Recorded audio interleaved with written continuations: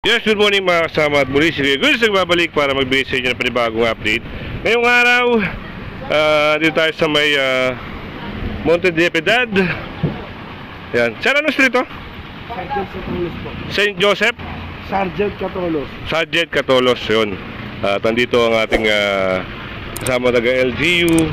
At yun, sa taxi ang hinihintay. So binibigyan siya ng 5 minutes para makalis.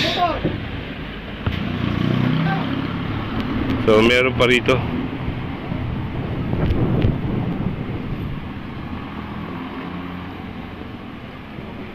Ito nga, at sidewalk na kasi kung makikita nyo, nasakop na siya ng sidewalk. Although maliit yung sidewalk dito, pero yun. So hinihiram yung lisensya nila para tikitan.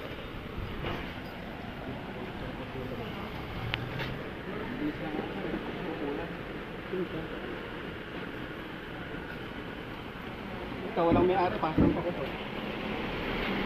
May-ari nito, pasampa ko to. Ano na to? Walang may-ari, pakasampa ko to. Ang kasama natin ngayon yung taga-barangay ng Immaculate, no? Isa sir, wala yung driver ng natin pa namin. So wala pala. Ito sir, walang driver? Nako po. Libat na lang sir. Hindi, pwede nyo. Sir, dito naman ako sir. So yan si kuya, yung banda ron, tinitikitan na rin ng illegal parking. Pagkatapos kabila sir, hindi na po sir.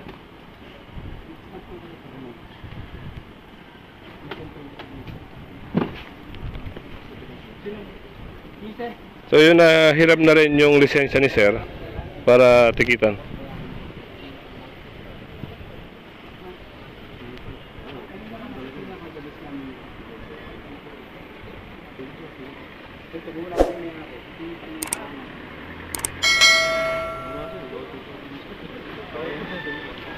Pero sir, aware yung mga tao na bawal dito? Dito na sir. Oo. Walang Walang information yung mga taga-barangay ang dito lang yung magparking sa gilid. sa gilid. Oh. Kasi kasama namin yung mga taga-barangay mismo eh. Oo.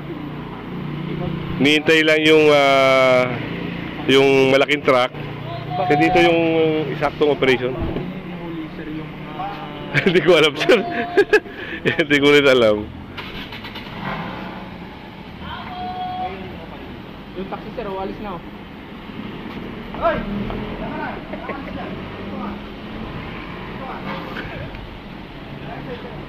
Na ayan, hindi sana maano kasi may ginagawa si sir. At ayan, hihiramin yung lisensya niya para tikitan din siyempre. Kasi unfair dito sa kabila na tinitikitan tapos si kuya ay makakaalis kagad.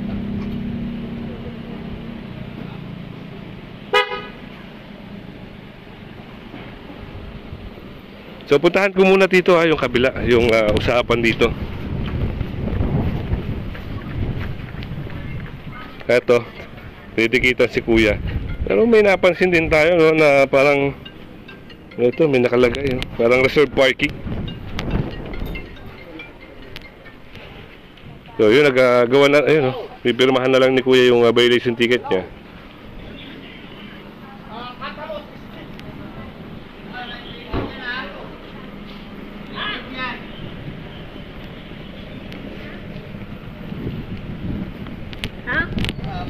Dito sa ano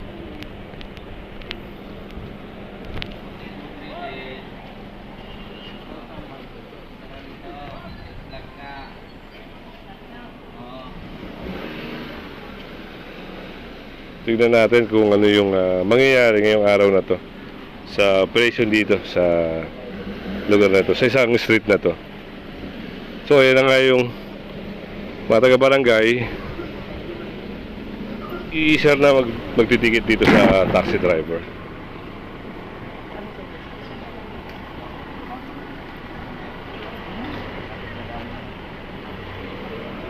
So paulit-ulit naman kasi kayo, paano kang magbibigay pa sa inyo? Diyan ka nakatira. Di sana alam mo kung saan ka pwede mag-park.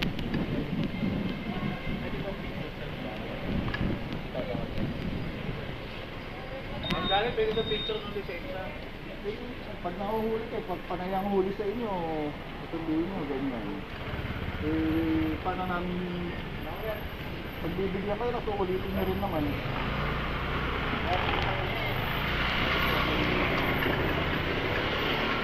So ayan, nitikitan na si sir, no?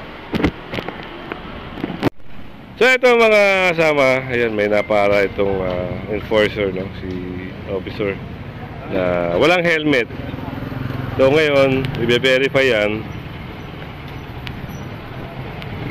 kung may lisensya siya o kung may kulang rehistro.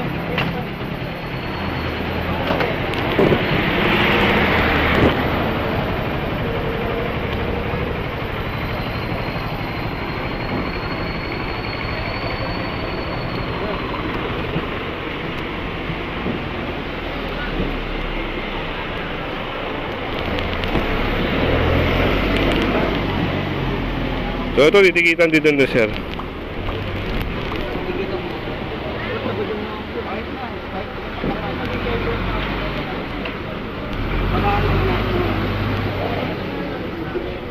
So punta tayo ron.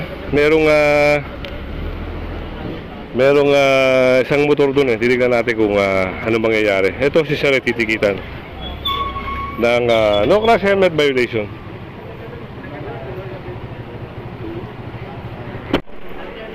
At dito, yun yung isang motorsiklo. Alternative mo to kasi sinaraduhan niya. Alternator to sir? Oo, sinaraduhan doon sa may isa. Sa may EDSA. So parang nagiging mabuhay lane siya.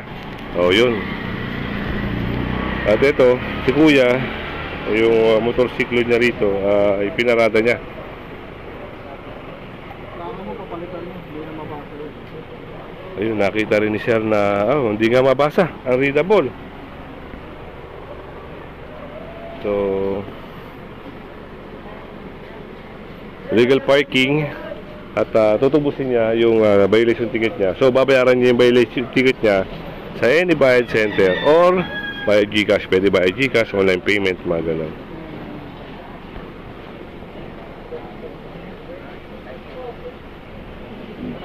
Meron pang pag-uusap dito. Tignan natin to. Ano yung pag-uusap dito?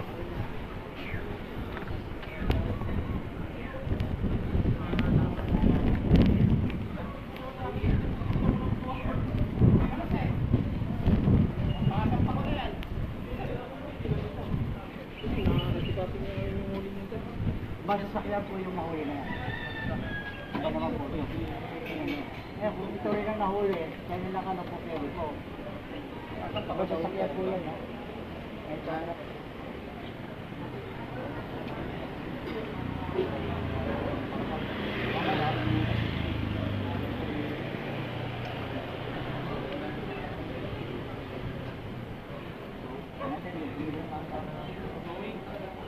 So baka mataw nga ito kasi wala yung Towing! Towing! so may matotow din dun. So ito, ang tabayanan natin meron din na matotow dun, ano. Puntahan natin. Iwanan muna natin yung isa rito kasi meron din dun eh.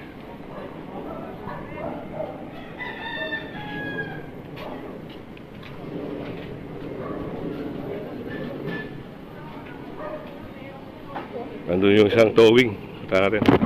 So dito, ayan, nababa na yung ano. Baka ito ay matow din. Ayun ang problema. Ay, hindi po sir. Si Kuya Goods po. Ha? Kuya Goods. Kalak Ayan, si sir, subscriber ni Lives on You. Ayan. Kamusta sir? Kaya napasok? Dito lang din. Ingat sir ha, ingat. Okay. Kala ko live ko dito. Hindi nakasama eh. Ha? Hindi siya nakasama ngayon. Wala rin pinapanood yun. Okay. Anong kwan niya? Si Kuya Goods. Kuya Good. Thank you.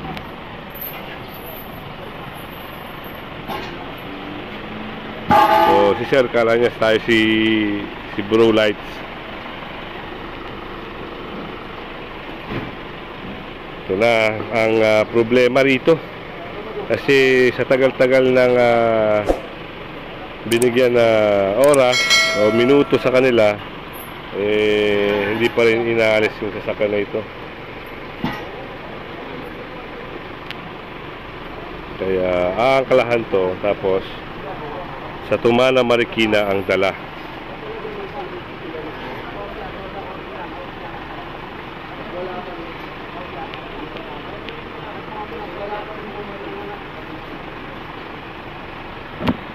Wala talaga lumabas dito.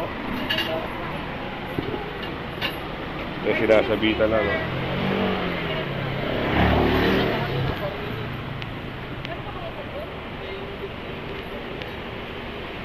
Punta tayo doon sa kabila habang inaayos ito. Merong pag-uusap din doon.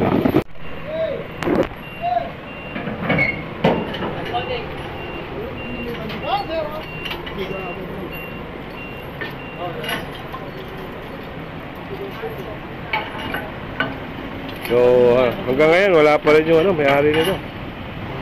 Nasabitan na, naangklahan na, hindi pa rin lumalabas. Hindi natin malaman kung taga rito ba talaga yung may-ari nito o nakikipark lang. Kasi pinakausap ako sa residente rito, sabi niya, dun daw to sa isang security agency, yung mga empleyado daw nun walang parkingan. Kaya yun.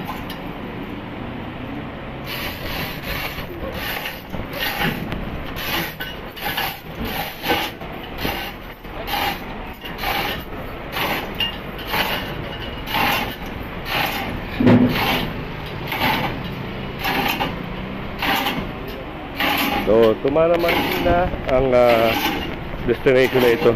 Doon na tutubusin.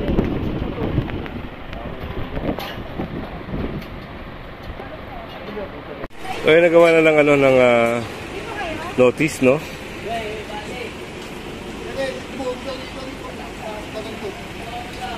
Okay na, naka-ready na ito.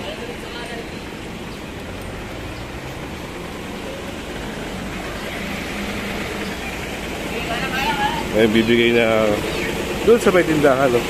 Para maging parang witness, no? Maghanap po ng ng sasakyan niya. At ito po yung parang pinaka-ID niya para makuha niya sa Tumana yung sasakyan niya. Katibayan po na na-impound yung kanya sasakyan. Ayun po, yung pag may naghanap po ng coaching color red, pakibigay po ito. Para po, ito yung katibayan na sa kanya po ito sasakyan na ito. Para po makuha niya sa Tumana, Marikina. Meron kayong mineral? Okay po, salamat po.